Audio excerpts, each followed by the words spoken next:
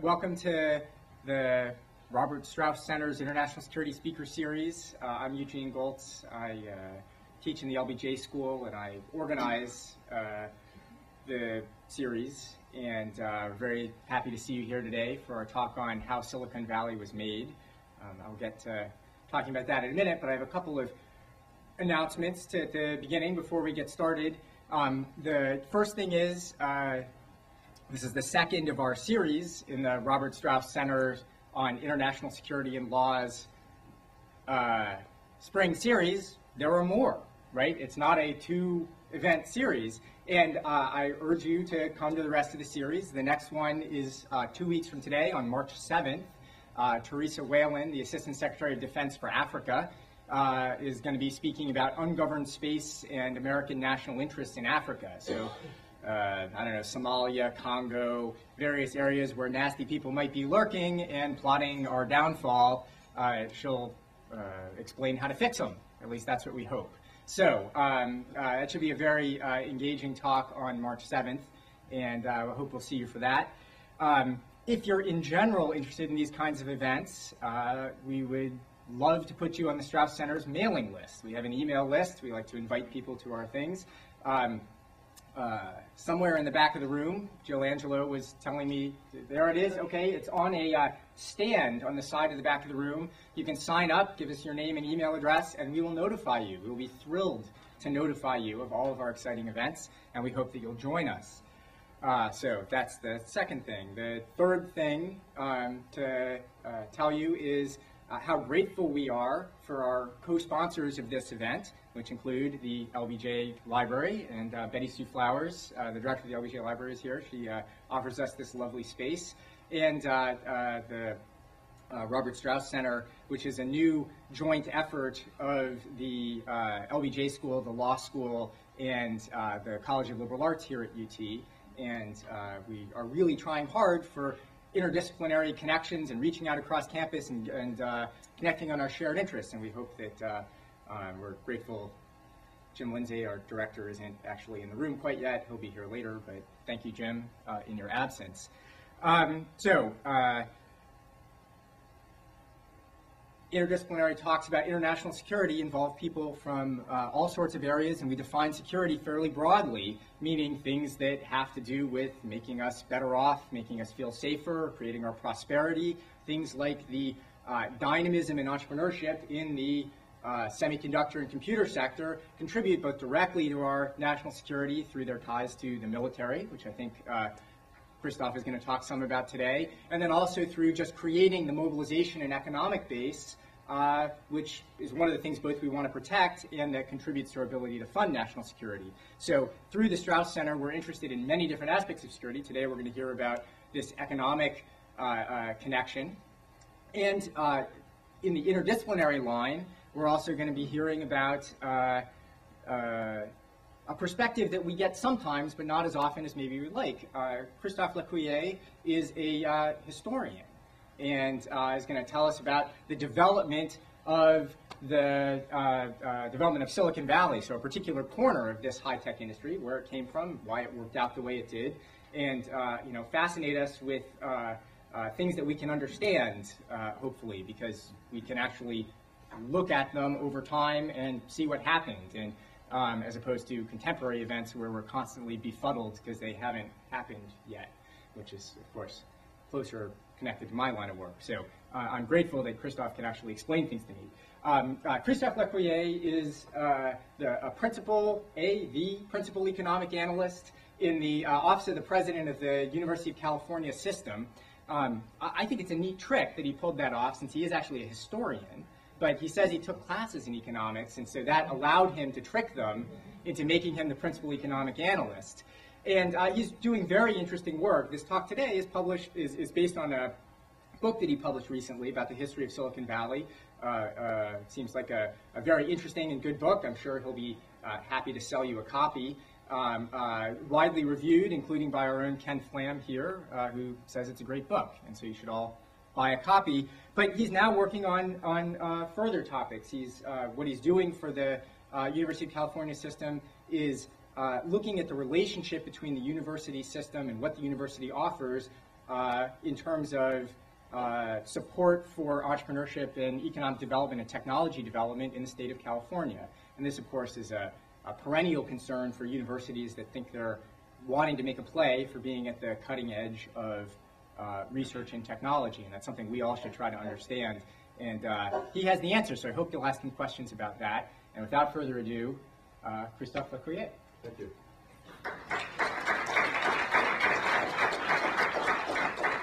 Thank you. I would like to talk about my research on the history of Silicon Valley and where this region came from. So, when did Silicon Valley become Silicon Valley, the Valley of Silicon? When did this happen? This really occurred between the early 1950s and the early 1970s. This was the time when the electronic component industries exploded on the San Francisco Peninsula. Employment, as you can see on this graph, employment in electronic component manufacturing grew 20-fold from 1,000 in 1950 to almost 20,000 in 1970. And this was in 3 different industries, namely power grid vacuum tubes, which appear in green here, in microwave vacuum tubes in dark blue, and then in silicon transistors and integrated circuits in light blue. The place of this complex in the US electronics industry also changed during this period. In the early 1950s, firms on the peninsula operated in the shadow of large East Coast firms such as RCA, GE, and AT&T, and these firms were the ones that were really controlling most of the markets for advanced electronic components in the United States. But by the early 1970s, Silicon Valley had become the main center for the production and design of advanced components, by which I mean specialty vacuum tubes and silicon devices. So how do people explain this enormous jump in employment on the peninsula, and how do they explain Silicon Valley's emergence as a major center of electronics? So there have been essentially 2 main interpretations so far on the rise of Silicon Valley. The first one was presented by Stuart Leslie, a historian of science, and not surprisingly, he came up with a science-centered interpretation of the rise of Silicon Valley. According to him, Stanford was very much the source of Silicon Valley. So the story goes in the following way, namely that Frederick Terman, the Dean of Engineering and later the Provost of the university, built very dynamic research and teaching programs in electronics. And according to Leslie, these programs led to new innovation in electronics, which then fueled the growth of the electronics industries around Stanford. So this is the science-centered interpretation. There's also what I would call a new economy interpretation of Silicon Valley, which was presented by Annalise Saxenian, a regional studies analyst. And she basically explains Silicon Valley's expansion by its culture and industrial structure. According to Saxenian, Silicon Valley was made of networks of flexible firms. These networks acted as a catalyst for innovation and enabled local firms to adjust rapidly to changes in technology in the marketplace. So what do I think about these interpretations?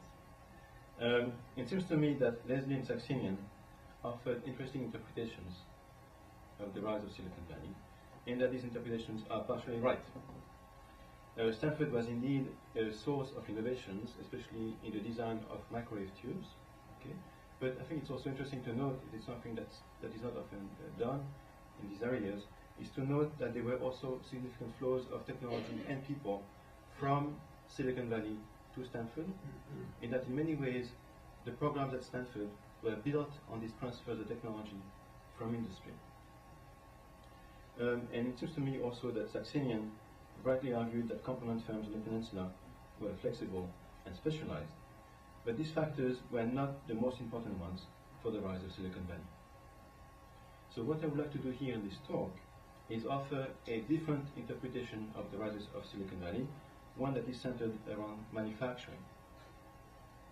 In my view, the emergence and growth of Silicon Valley were made possible by the building of unique manufacturing and management competencies. Over a 40-year period, namely from the 30s to the 1970s, entrepreneurs and their staffs on the peninsula developed new ways of manufacturing advanced electronic components. They made major innovations in manufacturing processes, and in turn, these innovations enabled local firms to introduce high performance and high reliability products to the marketplace. this unique competency in manufacturing also enabled Silicon Valley firms to achieve high production yields. So yield is the percentage of good products coming out of the manufacturing line.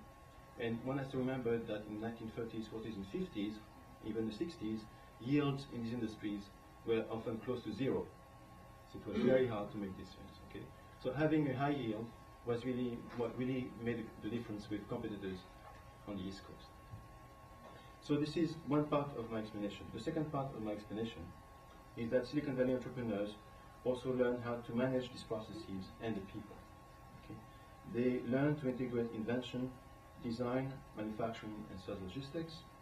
They also made important social innovations. In industries where processes were difficult to control and very hard to develop, they needed to attract and retain a very skilled and motivated workforce. So this led them to innovate and develop new forms of employee management relations. They sought to involve their professional employees in the decision-making process, and they also developed new incentives for their workforce, such as stock ownership and stock option programs. And stock options really in the US to a large degree come from Silicon Valley. So if we look at this graph, we can see there were three different industries in Silicon Valley that were started by three different groups, namely electronics hobbyists, microwave engineers, and semiconductor technologists. And these were the ones who created and nurtured these capabilities on the peninsula. So these groups were indigenous to the area, or they moved to California after World War II. And each group brought with it new technologies, which had often been developed on the East Coast, and they also brought with them distinct culture, style of work, and a political and professional ideology. And what I will try to do in this talk is show that these political commitments were actually critical for the rise of Silicon Valley.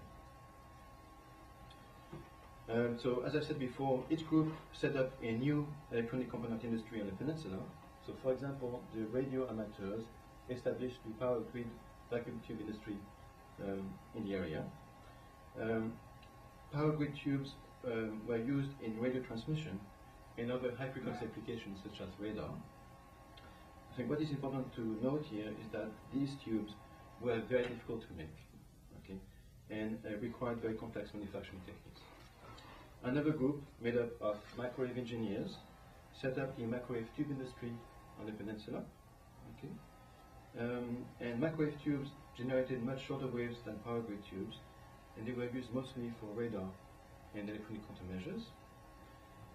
And finally, Silicon Technologies established the semiconductor industry in Silicon Valley, which gave its name to the region. And here we have a problem with the power here. Apparently. Okay. So let's try to imagine the graph here. Yeah. So if the graph was here, I would tell you that what you can see there is that the region was really made of different industrial strata, okay, and each stratum was making possible the formation of new ones.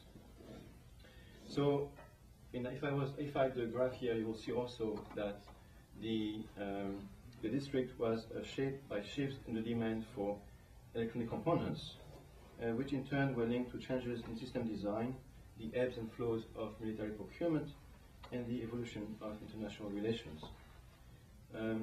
For example, World War II and the Cold War played a major role in the expansion of Silicon Valley, and I will try to show that in my talk.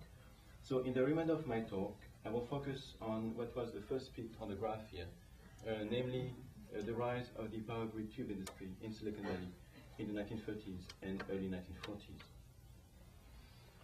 So to understand this expansion, one has to go back in time, namely to the 1920s and early 1930s. At that time, the San Francisco Bay Area, and especially the peninsula, were one of the main centers for amateur radio in the United States. In the late 1920s, the area counted more than 1,200 radio hams, and they represented roughly 10% of the overall number of radio amateurs in the United States. So there was a very high concentration of radio hams in Northern California. So how can one explain such large concentration in a region which was really remote and provincial at the time?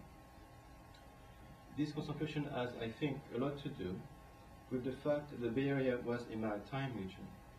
It contained large seaports, such as San Francisco and Oakland, as well as many Navy bases. Shipping lines in the US Navy depended heavily on radio, a technology developed and used at first for ship-to-ship and ship-to-shore communications. So this reliance on radio brought many skilled radio operators to the Bay Area, and many of these men would also play with radios during their spare times, so basically work on radio as amateurs as well. And there was also a small radio system industry on the peninsula, which reinforced the visibility of radio and was also the source of cheap radio parts for the young boys playing with radio on the peninsula. So these young boys, these young men, were the ones who started Silicon Valley. Okay. They were the ones. Show the next slide, because that's the And first this is still this one. Still the Yeah. So we are going to have this one for 10 minutes, and then we'll get other ones after it. Yeah.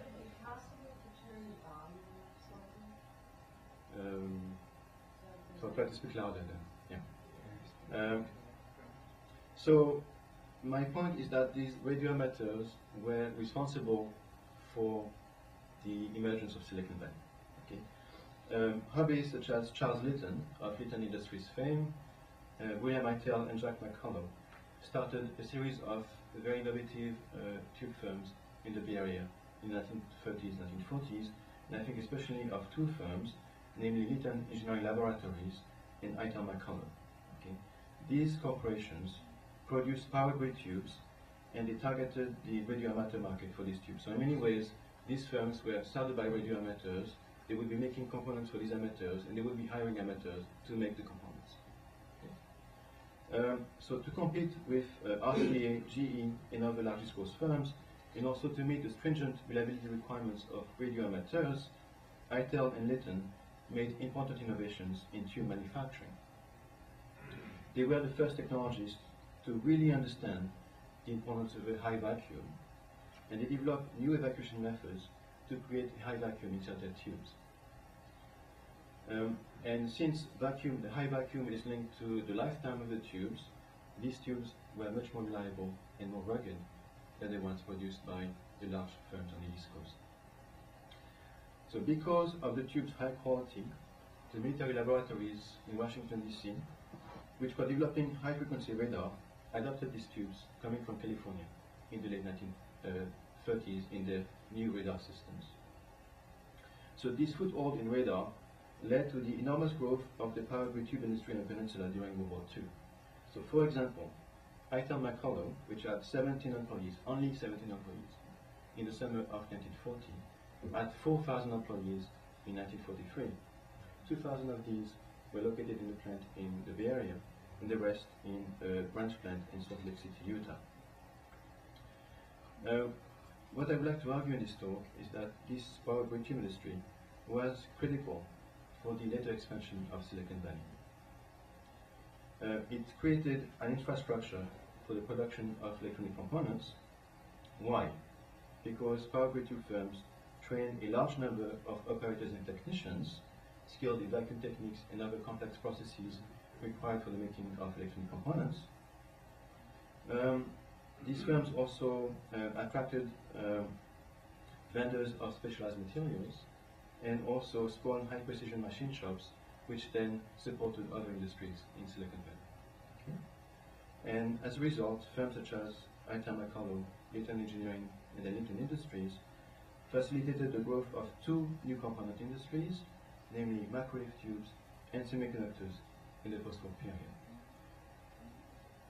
So these new industries, namely microwave tubes and semiconductors, were started by groups of Western engineers and physicists who had learned about these new technologies on the East Coast. So these men had moved to the East Coast in the 1930s and during World War II, where they had worked for large East Coast firms. And then they moved back to the West in the late 1940s and 1950s. They brought back with them contacts with potential customers in the Department of Defense, but more importantly, they came with new process and design technologies that they had sometimes developed on the East Coast.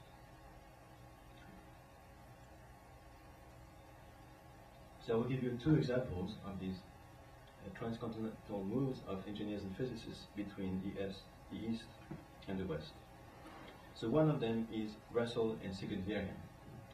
So Russell and Sigurd-Vergen had developed the klystron, a microwave tube at Stanford in the late 1930s. And then they moved to the East Coast in 1940 to bring the klystron to production at Sperry Gyroscope in Long Island. After the war, the Vergen brothers moved back to Palo Alto, where they established a key firm, Vergen Associates.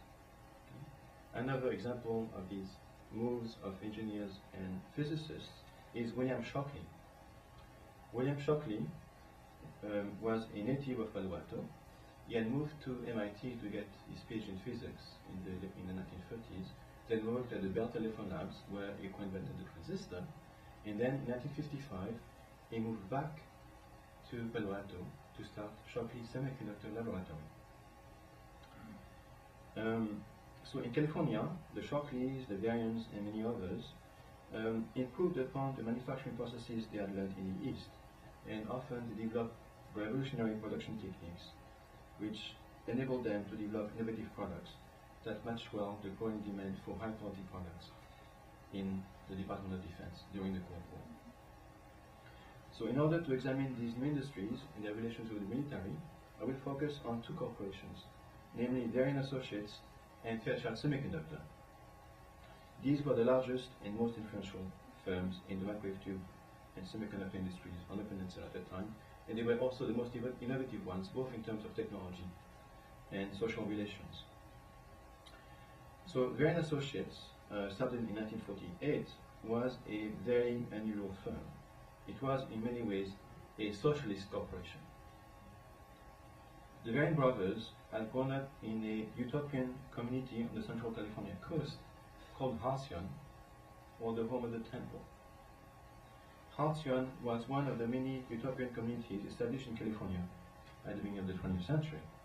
What was very unusual about Halcyon was that it was both a theosophist and a socialist community. Okay. All the means of production at Halcyon were collectively owned and operated. So the Vergen brothers, as a result, were interested in reproducing some aspects of this community in their own corporation, Vergen Associates. So the firm that they created was really an engineering cooperative. It was owned by its employees, namely engineers, technicians, and even skilled machinists. This ownership structure was, I think, really important for the firm's subsequent commercial success, and gave employees both a sense of pride and a strong financial incentive to develop new products, control complex manufacturing processes, and make a profit. So Eugene, I will need the next one. So paradoxically, the very first contract that the group received was for the design and small-scale production of the R1, the klystron that you see on this transparency. The R1 klystron, namely the reflex klystron, was to be used in the fuse of atomic bombs. So one might ask, of course, why a group of utopian socialists, who had been pacifists in the 1930s, accepted such a contract and were involved in the development of weapons of mass destruction. So one can speculate that obtaining this contract was a matter of necessity for a startup such as Vergen. I mean, any contract was a good contract. Maybe more importantly, the Vergens were really utopian socialists and not Marxist socialists, which didn't make them very good friends of the Soviet Union. And maybe more importantly, the design and construction of this tube represented a very interesting technical problem. One of the most difficult technical problems in the vacuum tube business at that time. Why? Because the R1 had to be extremely reliable for obvious reasons. It had to withstand high shocks and vibrations, and klystrons made with traditional production techniques did not meet this requirement.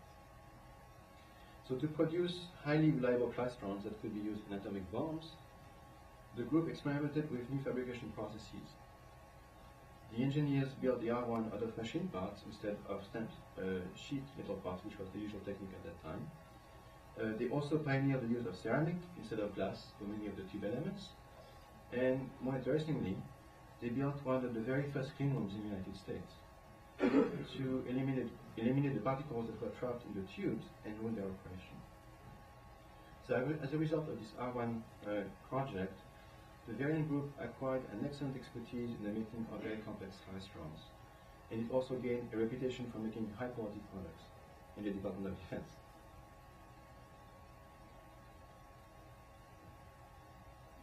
In turn, this expertise and reputation enabled Varian to receive many of the classroom development and production contracts during the Korean War and in the second half of the 1950s.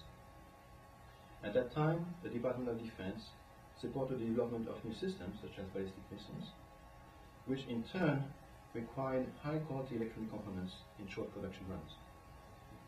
Varian, which was very well positioned to take advantage of this expanding military demand, grew very rapidly and became the largest microwave tube corporation in the United States by the late 1950s and early 1960s, essentially displacing GE, RCA, and many of the East Coast corporations, including Raytheon, actually.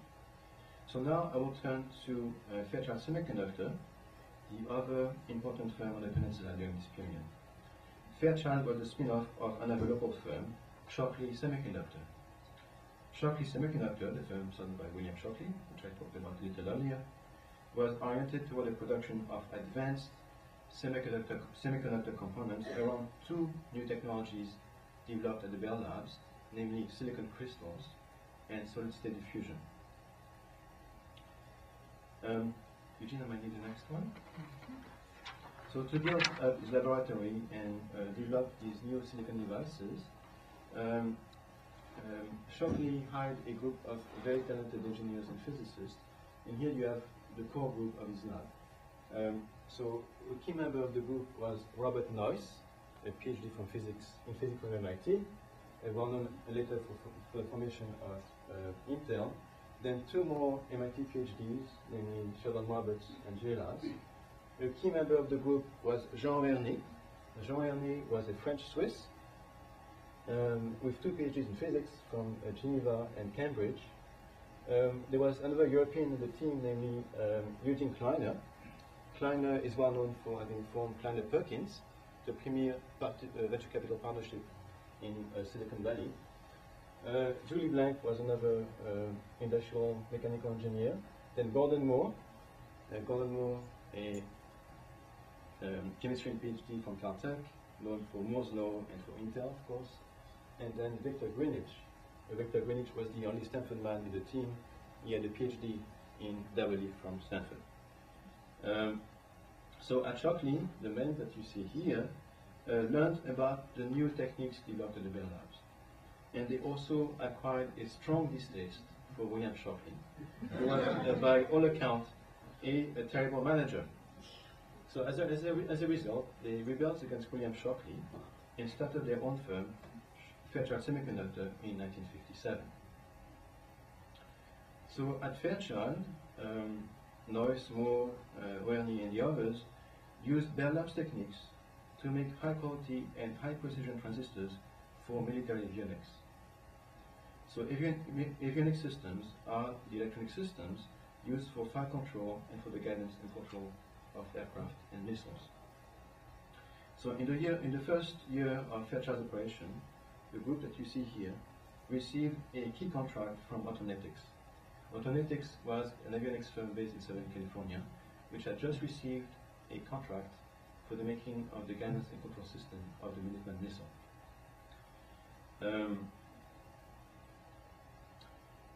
And interestingly, the Air Force gave very high reliability specs to Autonetics. Okay. The goal of the Air Force and Autonetics was to produce a guidance and control system that would have a mean time between failure of 7,000 hours.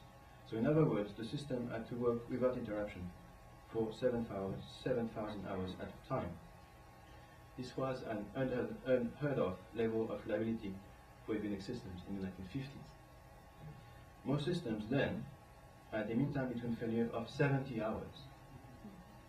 So in other words, Autonetics committed itself to produce a system that was 100 times more reliable than standard avionics equipment of the late 1950s.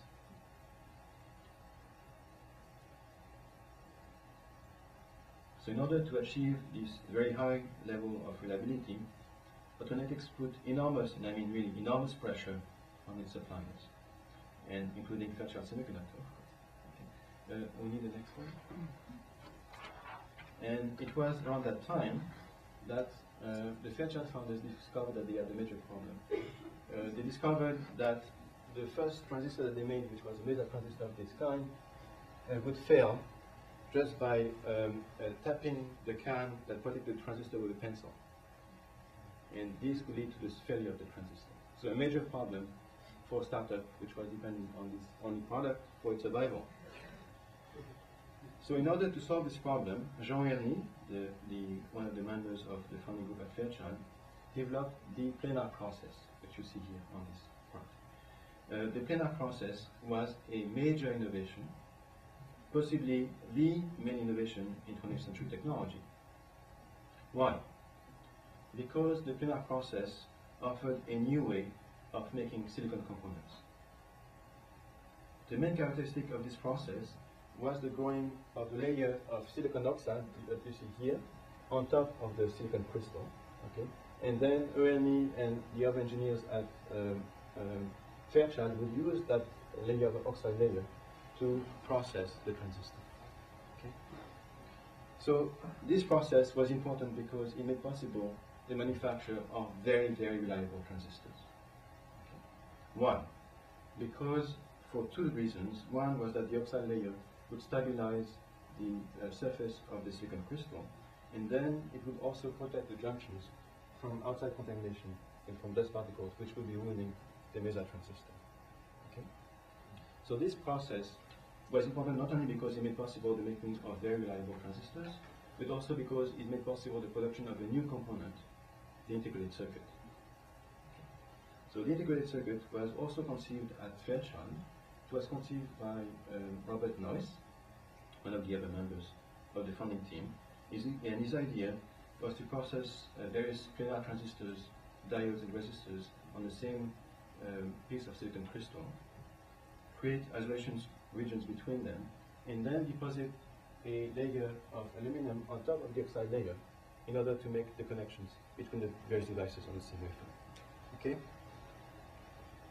So this idea of the planar integrated circuit was really developed by Noyce in 1959 and put into silicon by Gholz, one of the other members of the group, in 1960. Yes? I was just reading the citation. Okay. And Fairchild bought its first products in the market in 1961.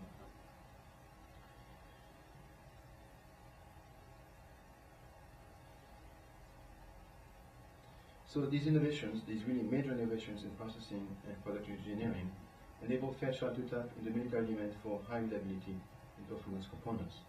The firm, which had 8 employees in 1957, had 1,400 engineers and operators in 1960, and this made it the largest producer of advanced silicon components in the United States at that time. Eugene, we need the next one. So the growth of semiconductor and microwave manufacturing was momentarily halted by changes in military procurement in the early 1960s. Oh my gosh, sorry, it's not this one, it's the one with the... Yeah. Thank you. Sure. From 1960 to 1963, Robert McNamara, the Secretary of Defense in the Canadian administration, made major cutbacks in the procurement of weapon systems and electronic components. This led to a major crisis in Silicon Valley, and especially in the tube industry in firms such as Varian. By 1963, Varian was close to bankruptcy and had to lay off 50% of its workforce in order to survive. And it also merged with Iton McCullough, the manufacturer of power-grid tubes, in order to cut costs.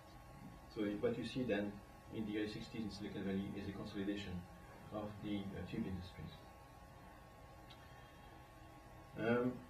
These tube firms also reacted to this major change in the environment by moving into the manufacture of commercial systems. So, for example, Varian Associates designed and produced medical and scientific instruments, such as NMR spectrometers and EL accelerators for cancer therapy. So there was a major push into medical systems and scientific instruments. And importantly, these firms also moved into the manufacture of semiconductor equipment for Fairchild and other firms on the peninsula. Okay? And this was really based on their expertise in vacuum techniques. So in contrast, the semiconductor industry built mass markets for transistors and integrated circuits in the commercial sector. So what you see here really is the industry diverging, right? On the one hand, you see the two firms moving into commercial systems, okay, moving from military components to commercial systems. And what you see on the semiconductor side is firms such as Fairchild moving from transistors and integrated circuits for the military to transistors and integrated circuits for commercial customers. Okay. And to do so, Fairchild had really had to make major changes in marketing and in production. And it really had to learn how to produce these things in mass quantities. In order to do so, the main managers at Fairchild, especially Robert Noyce, hired many mass production engineers from Ford and from General Electric to teach them how to make quantities by the millions. Interestingly, also these managers at Fairchild innovated by moving the assembly and testing of semiconductors to Hong Kong. And they were the first firms in the semiconductor industry to move production to East Asia. So this came from two sources, if you will. One, as Ken Flan has reminded me, it came really from the fact that Hong Kong was a major producer of radios for the US. So having a plant there was essentially a way of building markets for silicon transistors among Hong Kong manufacturers. But another and important factor was the fact that labor costs in Hong Kong were very low. Okay. In 1963, the hourly rate for assemblers in Hong Kong was 25 cents, whereas it was $2.50 on the peninsula. Okay. So in order to reduce costs, manufacturing costs, to meet the price requirements of commercial customers, they moved the assembly of their transistors to Hong Kong. And this really made it. And Fairchild was really able to build very large markets for its transistors in consumer electronics in the first half of the 1950s. We need the next one, the one with the monitor. So Fairchild's engineers further grew these markets by developing new electronic systems and giving the system designs at no cost to their customers. And here you have the example of a television monitor designed at Fairchild in 1962. So Fairchild's engineers essentially developed television sets around the firm's transistors, okay? And then they went around the TV industry showing the new TV sets with their transistors to Zenith, GE, and Slovenia, among others, okay? And these firms adopted the Fairchild design, which in turn led to the creation of a large market for silicon transistors in the TV industry and more generally in the consumer electronics sector. The graph. Thank you. So the move to commercial markets led to the rapid growth of the semiconductor industry on the peninsula, as you can see here on this graph. This growth can also be explained by a wave of firm formation. 60 semiconductor firms were established in Silicon Valley from 1961 to 1972. Many of these firms were founded by former Fairchild managers and engineers, and these men exploited the processes and the production expertise developed at Fairchild to make new integrated circuits for new markets. So for example, Noyce and Moore, the co-founders of Fairchild, left Fairchild in 1963 to form Intel. Okay? And what they did is that when they moved to Intel, they moved also the manufacturing process from Fairchild to Intel, namely the silicon gate manufacturing process, which enabled them to make DRAMs and microprocessors. Okay. Another example is National Semiconductor, which is also in some ways a spin-off of Fairchild. And National Semiconductor used many of the processes developed at Fairchild for the making of integrated circuits, and basically used them for the making of new types of circuits for new markets, namely computer peripherals, machine tools, and scientific instruments. So this wave of entrepreneurship, along the move into commercial markets and the widespread adoption of Fairchild's technological and social innovations, led to the explosion of the semiconductor industry in Silicon Valley in the late 1960s and 1970s. And this rapid expansion reshaped the district transforming it into the Valley of Silicon, as it became referred to in the mid and late 1970s. So in conclusion, I would like to go back to the questions that I had in the introduction. And I would like to ask the following question, namely, what was the secret of Silicon Valley? I've tried to show in this talk that several factors explain the success of Silicon Valley as an industrial district. The entrepreneurial groups and the firms and their firms developed very unusual manufacturing and product engineering competencies. Silicon Valley's entrepreneurs recognized manufacturing knowledge that was critical, and they pursued, captured, and leveraged this knowledge over the war period. These manufacturing capabilities made Silicon Valley. This is the thesis really, that I want to emphasize. They enable local firms to engineer, make, and market high quality and high precision products. And in turn, these products meshed well with the growing demand for high performance and high reliability components in the military and commercial sectors. Complementing this manufacturing expertise, component firms on the peninsula developed strong marketing capabilities. They learned how to create new markets for their products. Because they made tubes and semiconductors that were complex and difficult to use, they helped their customers learn to design them into their own products. And in some cases, such as Fairchild, they actually engineered new products for their customers and gave these designs at no cost to the computer and consumer electronics industries. These marketing and system development capabilities enabled Silicon Valley firms to open up new markets for their products, especially in civilian sectors, and to grow enormously in the late 1960s and 1970s. As these markets grew, the groups that built the tube and semiconductor industries on the peninsula acquired a unique know-how in creating, financing, and managing startups. At these startups, Silicon Valley entrepreneurs developed new ways of funding new firms, such as venture capital, and they also shaped novel management-employee relations. So I've talked earlier in this talk about the Varian brothers who built a cooperative organization. And what is interesting is that these ideas developed at Varian were later adopted with some modifications by semiconductor firms, which led them to use stock options very liberally in the late 60s and 1970s. The constant circulation of design, production, and management skills within the district also explains the success of individual corporations and the manufacturing cluster as a whole. Manufacturing processes and managerial techniques move quickly from firm to firm and from industry to industry. For example, semiconductor manufacturers, as I've tried to show in this talk, relied heavily on the skills developed in the vacuum tube corporations. Okay. Skills also flowed within industries as engineers moved from one firm to the next. And for instance, many entrepreneurs in the semiconductor industry would essentially take the manufacturing processes they had helped develop at their previous employers and build new businesses on the basis of these manufacturing techniques. So these flows of techniques were, I think, critical for the rise of Silicon Valley. They enabled the rapid adoption of best practices across the district, and they also led to the formation of region-specific bodies of knowledge that were crucial for the commercial success of local firms. So as a final note, it seems to me that a number of lessons can be learned from this examination of Silicon Valley. First, manufacturing matters.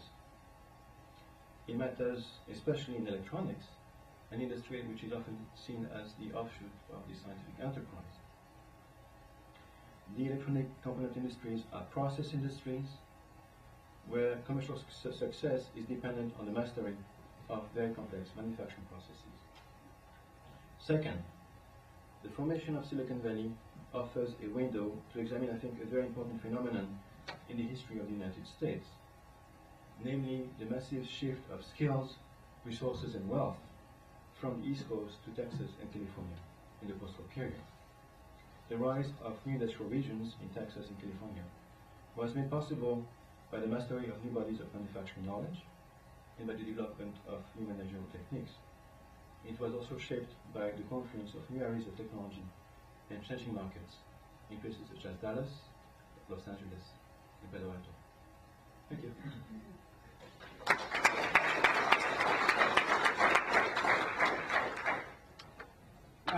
Well, thank you for the engaging and very interesting talk. I have questions. There are already questions coming up here. I'm just going to ask you really quickly. So did they do it from 70 hours to 7,000 hours? Yes.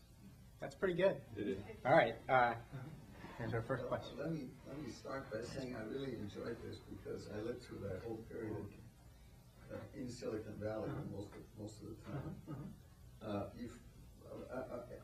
I'm interested in whether you looked at the importance of two large federal laboratories in the neighborhood that stimulated this industry. Certainly in the years I was there, I mean, I got to know Bob Noyce, and Gordon Moore was a classmate of mine in Berkeley. And Bob and I were contemporaries at MIT in graduate school, so we came together again. And I was at Livermore at the time in the nuclear weapons business. And we would go and give them problems, which we didn't have the capability to solve in the laboratory, but they had the flexibility that you mentioned to do that. And the other place is the NASA Ames Center, which had a large group in avionics because we were building experimental airplanes with some of these things. Are these things are these institutions mentioned in your book? I mean, there was. Actually, I think NASA Ames will appear there, but Livermore does not appear there, and I'm actually really happy that you are mentioning it. The only connection that I've been able to find from my research in that area were more connection between Fairchild and Lockheed, and there were quite a few engineers developing. Lockheed was also, that's right. But the difference was that the connections that I remember were essentially informal. That is, there was very little documentation of people going to Palo Alto from Livermore asking their friends to do X, Y, and Z. And the same was true at Ames, of course. And so really visiting those places and finding out. I mean, I could give you example after example of this that we did 30 years ago, where we. I mean, I'll give you a very specific one. Watkins Johnson was a small company that made really the best traveling wave tubes around, and they survived against the bigger outfits primarily for the quality of manufacturing that you talked about. But I think that was done. I remember I remember going over to see Dick Johnson and saying, "We got to do this. We got to have this." And lifetime was the big problem. You're quite right. In fact, the traveling wave tubes that were put on Pioneer 10 lasted for 30 years. Not for. Well, let's see how many hours are there. Maybe. But that. I think the influence of those two institutions was critical to stimulate things that had, and looking, why were those two institutions located there? I mean, Ames was put in the Bay Area because of cheap electric power. The Hetch Hetchy reservoir had just been built, and the wind tunnels we had required a lot of electric power. So Ames was put in Silicon Valley, therefore it was Silicon Valley. And Livermore was put there primarily because of Ernest Lawrence. He had a connection with, I mean, that was an air base during the war, during the Second World War. It was a replacement, a naval air base. And Ernest Lawrence knew about it, and he said, let's get the federal government to give it to the university. Well, not to give it, to lease it to the university. Actually, the naval air base was still very much active in the 50s and 60s. No. The naval air base at Livermore was shut down right after the war. You're talking about Moffett Field, which was very active. You're quite right. And actually, interestingly, many of the foremen at Fairchild were former naval aviators, and they were basically hired by Fairchild to run the manufacturing line. Yeah. Thank you. But we should have another lecture on Well, Livermore Ames. Of course. Good.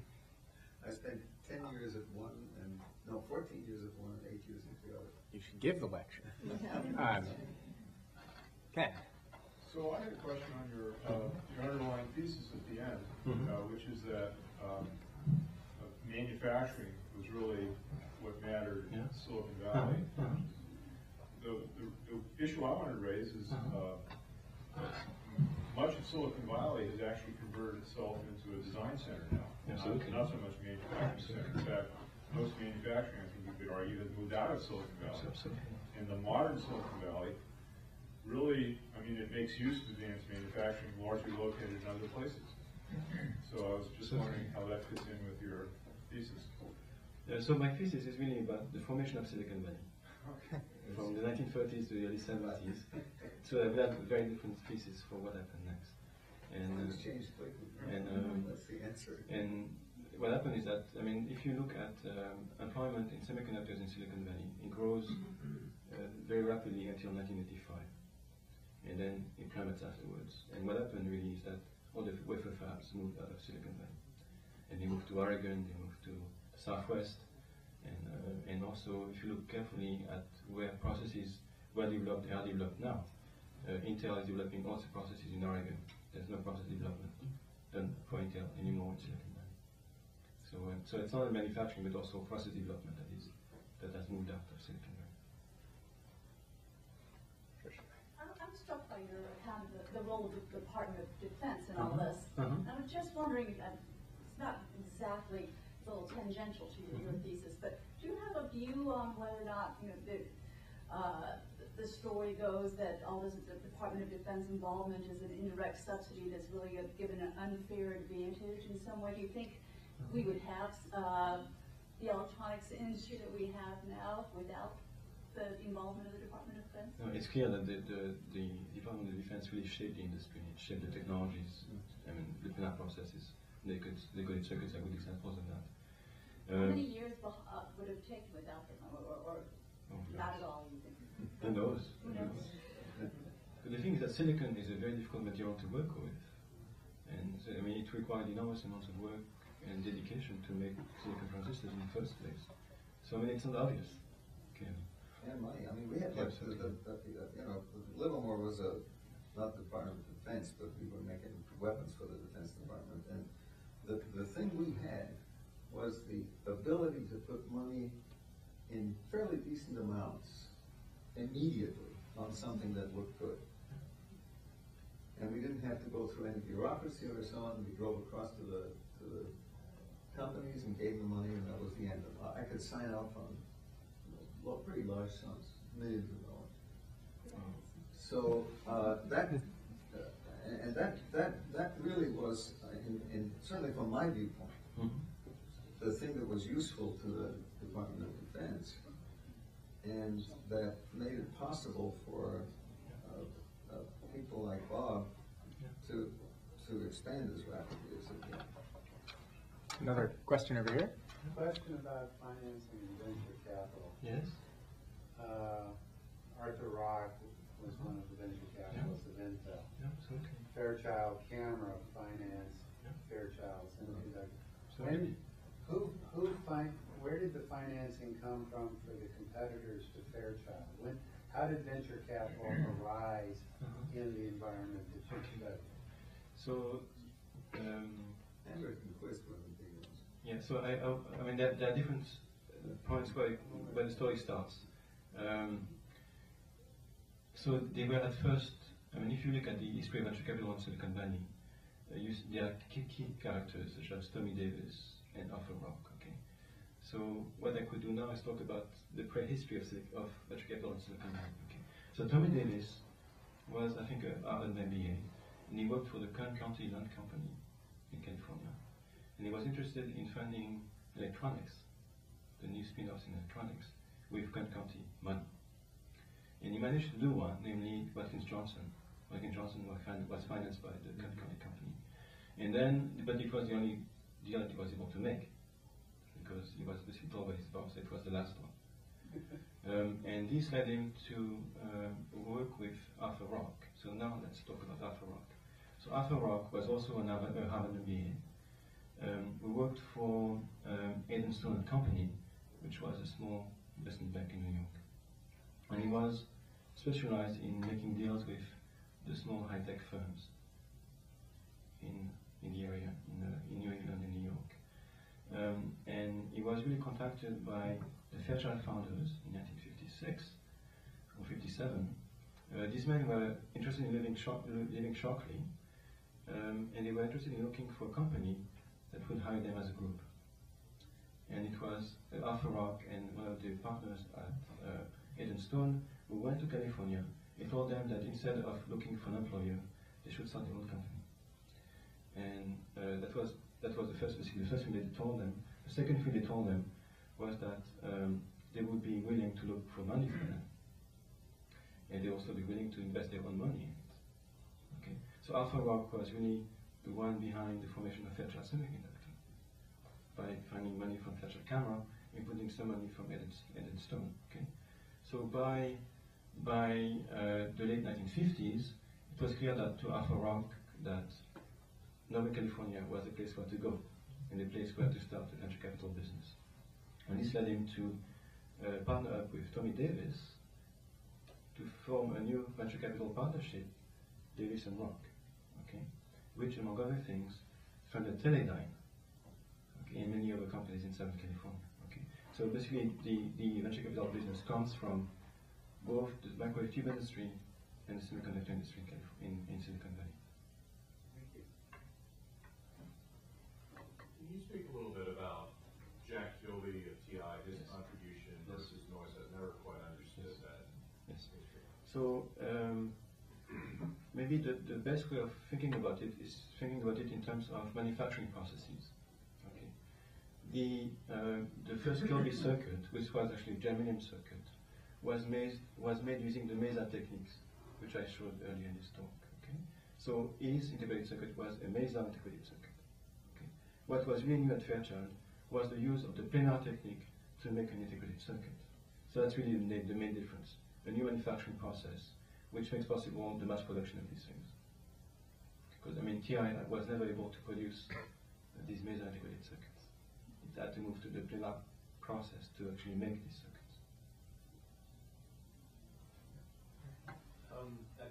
I'm interested always in the lessons of history. I have a bunch of questions, but maybe I'll catch you later on some of them.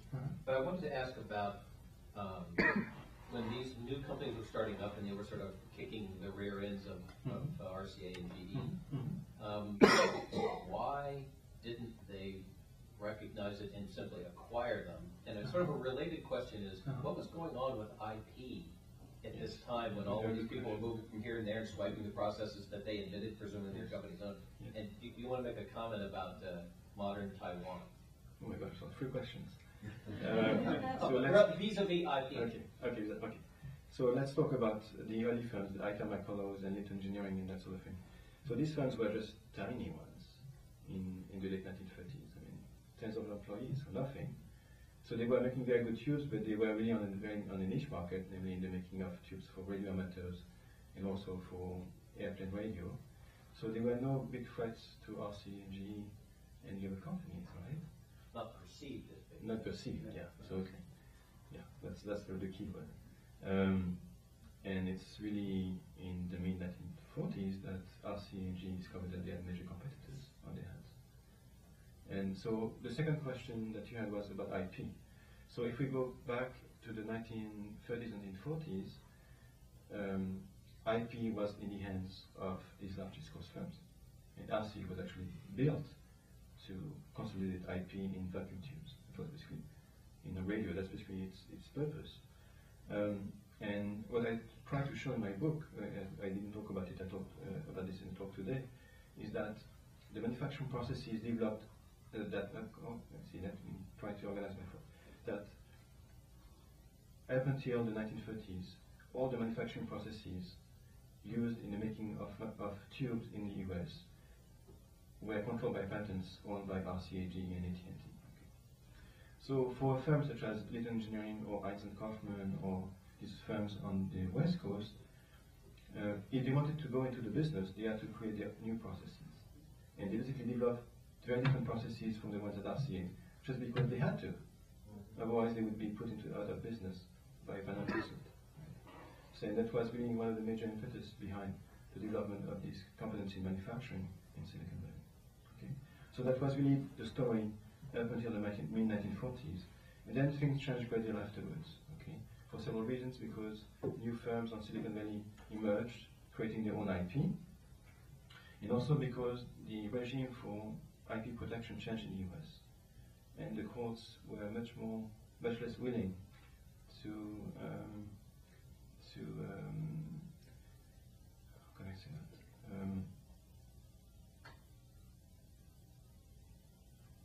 Yeah, the courts were much less willing to protect the intellectual property of firms, and this changed again in the early 1980s. But for 30 years or so, IP was not that well protected in the US, so which made possible the pilfering of everything, which was done in Silicon Valley. Yes? A couple questions. Can you weave into the story Hewlett and Packard in their garage in Palo Alto? Yes. Secondly, the evolution of the social contract and the compensation. Yes. Now, I don't know if you want to just contain the conversation to the 70s and before, or talk about what's happened to stock options, because they've really diminished lately. Yes. As far as being offered, and what impact, if you want to project that. Yes. Okay, so let's start with HP. So I didn't talk much about HP, which is the instrumentation firm, was the instrumentation firm in Silicon Valley at that time. Interestingly, from my point of view, HP was derivative of the component industries in Silicon Valley. And why? Because they were making the testing equipment for the tubes and semiconductors, and also they came out really out of the tube business. Hewlett and Packard were really formed by Frederick Terman, who was a tube person at Stanford. They got the early money from Charlie Litton, who gave essentially a fellowship to Terman to bring Packard back from General Electric. And also, Litton was the business mentor of Hewlett and Packard for many years. Okay. So it seems to me that the competencies in management were developed in the tubes, okay, and then moved on to instrumentation. And in the circuits. Look, yeah. Hewlett Packard started because they made the most stable power supplies in the world. And that they were able to do that for about 15 or 20 years, starting in 1948 maybe, and winding up in 65 or so. And it was it was exquisitely designed circuitry and exquisite manufacturing. And of course, they were used by the people in Silicon Valley to build their stuff. I mean, the market was right there. So, yeah. So if I move on to the second question, namely, what about employee management relations in Silicon Valley? I think that's interesting to move to the East Coast, namely to Boston. Okay. Why? Because there was a key firm there called General Radio, that really innovated in management of employee relations in the 1920s and 1930s. Okay. And they were the first ones to not only share the profits with their employees, but also give ownership to engineers. Okay. And they were really, the social innovator, if you will, in electronics in the US in the 1920s, 1930s. And General Radio was very much a model for many of the firms on the West Coast, including Hewlett Packard. So what Hewlett Packard did really is use the profit-sharing ideas developed at General Radio, okay, and used it in their own businesses. Okay. What Varian did was really push the idea of stock ownership even further. Okay. At General Radio, only the engineers and managers could own stock in the company. Okay. At Varian, everybody could own stock and was actually encouraged to own stock. And there were many technicians who actually became millionaires based on Varian stock. Okay. So that was really central to the firm. Okay. And if you look carefully at the flows of ideas in innovations through Silicon Valley, you will see that the Fairchild people, the Fairchild managers, talked in the late 50s and early 1960s with many of the people at Varian. Okay. And this led them to think in terms of ownership, and their solution was the development of stock options, which they gave at first to the top 60 engineers, and then this moved on to many of the other people, especially not really at Fairchild, but at National and Intel, and many of the spin-offs of Fairchild. And this really became, I would say, a way of life in Silicon Valley in the 1970s up until now. Is it falling apart? Do you want to say something to the last part of his question? Yeah, there are radical changes because accounting rules are changing. Well, at least some people are trying to change accounting rules, and there have been also major scandals on the backdating of stock options, of course. Well, that's executive history on Yeah, that part. yeah, absolutely. The decisions to not give them simply expensive, so it's a management decision to not share their wealth in that regard. So I know Scott McNeely was personally, for example, he and others, Craig Barrett, was trying to make sure that they didn't get killed effectively, and I think they lost for that. So what's the general mood out in the Valley about options? Is this only something that really impacts the mid to larger firms, or is it still fine as far as a smaller firm, or is that impacting the ventures? I think this is a good question. I'm not sure that I have a very good answer to that question. So I didn't follow really the history of the stock options of the last few years, so I'm not really sure. Okay. Yes, thank you. Merci. Denis Sepois. Please. I would like to bring the discussion back to the decision of McNamara, if you would, to cut back on procurement. Because as a political economist, it seems that Say's law has been refuted, but what I hear you saying is that these firms decided that they would move into the consumer business, for which there seemed to be no market at all. But the attitude might have been, if we build it, then they'll come. So I took the trouble making a little list as to what the consumer electronics of the middle and late 1960s were, and I came up with FM radio technology, color TV, calculator, and stereo component systems.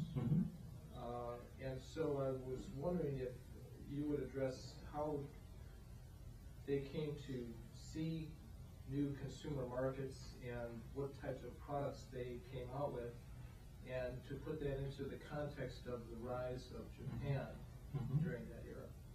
Yeah, so if we talk about semiconductors for now, the push into, so there was a major push into commercial markets at Fairchild starting in 1963 or so. And this was, I think, due to two main reasons. One was the fact that the military markets for silicon components were becoming very unstable because of this reform of the procurement process by Robert McNamara. And also, there were many contracts would be cancelled, so it was difficult business for them. At the same time, these Fairchild managers discovered that there were new opening markets in the commercial sector. And the first ones that they found were the development of supercomputers that control data. Okay? And Seymour Cray was the first one to be interested in using silicon transistors in the use for the making of large computers. Okay, so that was really the first market for Fairchild in the commercial computer industry. And the second thing that the Fairchild people discovered was that the FCC had new rules regarding television sets. Okay. And enabled, basically, the FCC pushed for, from what I remember, UHF TV, okay, which essentially required silicon components. Okay. And then they really, when they saw that, they really moved strongly into that market. Just a slight correction, actually, Philco arguably built the first large high-performance computers using transistors. And of course, they were also a transistor producer in the late 1950s. No, they were actually they weren't in Silicon Valley. What did they produce? Pardon? Excuse me? What did they produce? Philco. Yes. You're talking about there. The name of the computer, I forget, it was a Philco with a number following it. Their first customer was the NSA, actually. And Crate obviously did a much better job. Another question? How does the space program play into all of this? Excellent question. I would say that it played a role, but maybe not as much as it's often argued. Okay. The small. I was in the small. Yeah, I would certainly agree with this. I mean, I can think about only one example where the space program really had an impact on the semiconductor business in Silicon Valley. It was basically through the procurement of the first integrated circuits at Fairchild, coming from the instrumentation lab at MIT, and which was itself working for the envelope program. But that was really the only important contract that I know of that came from the space program in Silicon Valley. Well, the many important ones. I'm going to ask what I think is the last question. Your story about the big defense demand sounds like normal stories about big defense demand, which is people made something that was decent, lasted 70 hours before it failed, whatever. The military asks for the crazy dream, 7,000 hours. The unique thing is they actually made it, apparently. But this happened, in the same period. If you look at the original spec for the B-52 bomber, it's vastly more capable than the B-52 bomber that we bought. It was Fantasyland, and the company that got the contract was the company that said, Boeing, that said, yes, I can make Fantasyland, and the other defense companies said, I actually can't do that for you. Here's something else that maybe, and DoD said, no, try to make Fantasy, right? And the thing that characterizes successful ones is they sign up for the Fantasy. In the electronics business, though, that just begs the question, when DoD came along and asked for Fantasy, why didn't RCA, Sperry, the East Coast firms sign up, or GE? And GE strikes me as a particularly weird one, because GE was the company that in jet engines signed up for Fantasyland when Wright Aeronautical said no, Pratt & Whitney was struggling, their competitors. GE said, we'll do the Fantasy. So why didn't GE in electronics say, we can make you 7,000 hours? In some ways, firms on the East Coast also promised Fantasy. And I can think of Westinghouse, for instance, who came up with the molecular electronics program in the 1960s, something which never came to be. Yeah, of course. So I mean, everybody was promising something, and it happened that the people in Silicon Valley actually made it. So, I mean, if we go back to the variant story, the reflex klystron for the atomic bomb was also Fantasy. Right. But the variant people made it. They made it work, right? So that's the same for the Pinar process and everything. So that sounds like the science story. They were just smarter in Silicon Valley. All right, you get the last question. One more. I just want to follow up on that. But maybe they were smarter. Maybe they were closer to the state of the art. But how much of it also was the culture, where people had seen companies go from 17 to 4,000 just years earlier. So Fantasy was part of it, but also knowing that you could get there and go all out. How much does that play in? Because that's very different from the East Coast. So I think that was a major incentive for entrepreneurship and also technological innovation. But in some ways you could find similar things around Boston. There were firms that grew enormously there at that time also. I mean, Raytheon is an example. I mean, grew from nothing to something very big during World War II, right? And there are many, many others, story of that kind in the 1950s and 1960s, such as digital equipment, for instance, right? So there was also, I mean, in Boston there were examples of enormous successes which would lead people to start new firms and develop new technology. Well, see, Boston had exactly the same collection of things, namely large federally funded laboratories, Lincoln Lab, MITRE, that were very, very flexible in putting money into new companies to invent fantastic things. I mean, I think, and if you look around the country, there weren't that many places that had those two things together. That is, large billion-dollar federal installations that had people that went next door and said, "Hey, Joe, can you make this for me?" So was there much nicer. Yeah. All of smart people, and they stay there. I don't think so. Actually, the funny thing, I mean, if I can answer that question, the funny thing is that if you talk to the managers or the entrepreneurs who started firms in Silicon Valley in 1940s and in 1950s, they're going to tell you that it was actually very hard to recruit people. From Boston, from New York, from Philadelphia, and these other places, right? Or from Texas. And why? Because the families of the engineers were no interest in moving to California. And it was really an uphill battle for many of these firms to bring in people from other places. Well, that's a great note to end on, since we're in Texas, and the idea that California is a bad place to go. But let's all thank Christophe for a really interesting presentation.